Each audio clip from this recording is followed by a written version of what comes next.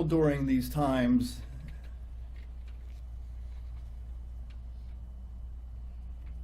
there's been a doctor that has stood by our side, closer than any that we've ever had. His name is Dr. Jason Fixler from Sinai Hospital in Baltimore. And I asked Jason to come up and share a few words about Juliana, and then I'll continue Julie's story.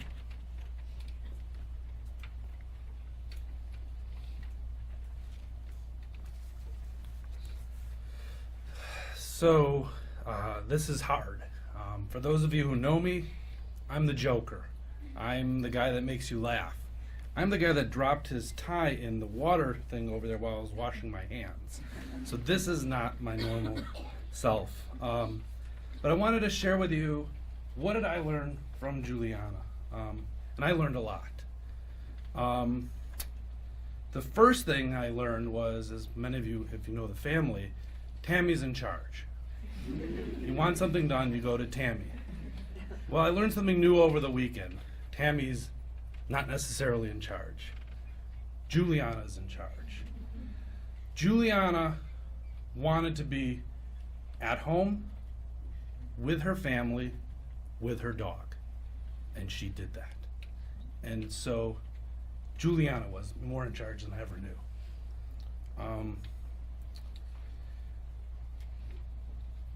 She's much younger than I am, but we all have things to learn. And to me, for lack of better, she was a living Bible story.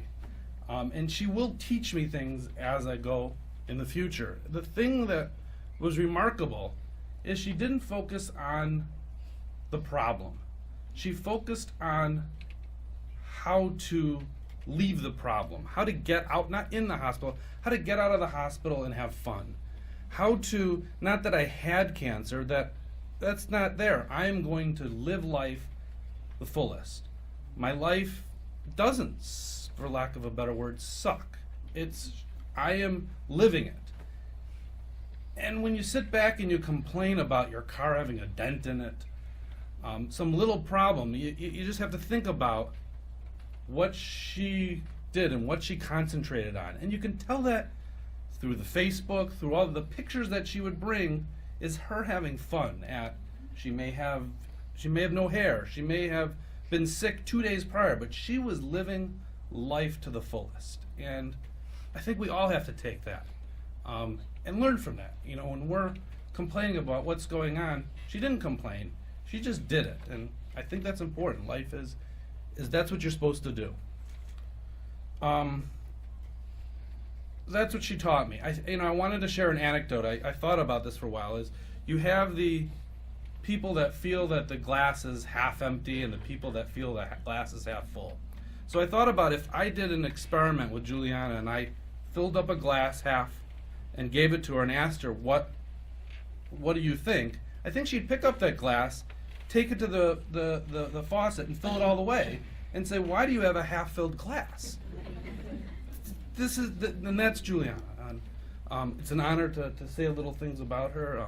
She will be missed, but she will not be forgotten, and I think we'll live life differently because of her.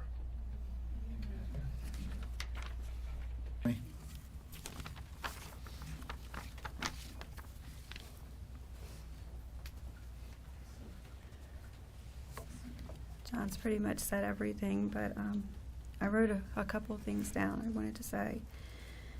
I remember when we found out Julie had cancer back in February 2007, asking why. But over the years, I realized that she was an orphan in Belarus, and she never would have received treatment. She would have ended up dying there in some sterile hospital room with no one that loved her, no one that cared about her. So I feel like God gave her to us to love and take care of, so we could get her treatment and give her time to have a really good life, time to impact a lot of people around the world. I think Julie accomplished more in her 14 years than a lot of people do in 80 plus years. She was an awesome daughter and a sister and a friend to us. She helped raise awareness and funding for cancer research. She helped encourage thousands of people with her incredibly positive attitude and her courage. She taught us to never lose hope and to never give up. I told her the last week when she was lying in PICU, she still had that tube in her throat. I was like, Julie, I am so glad that I got to be your mom. I'm so glad I'm your mom. We were really, really close. She brought an incredible amount of joy and love into my life. And I know I'm going to miss her every single day for the rest of my life. I wanted to read a poem. It's called I Only Wanted You by Vicki Holder. It says, they say memories are golden. Well, maybe that is true. I never wanted memories. I only wanted you. A million times I cried.